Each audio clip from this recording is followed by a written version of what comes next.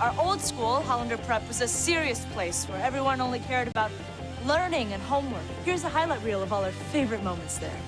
Footage not available. They also made us wear these horrible uniforms, which we don't need anymore. No. We don't have to wear this! Oh, I'm sorry! So to honor that fine institution, we're gonna fold them up and lay them to rest.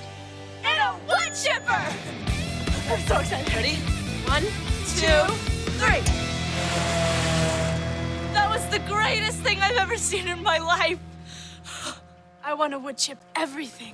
Eggs! Scrambled eggs! Pillows! Scrambled pillows! Paint! Ah, we just made beautiful abstract art.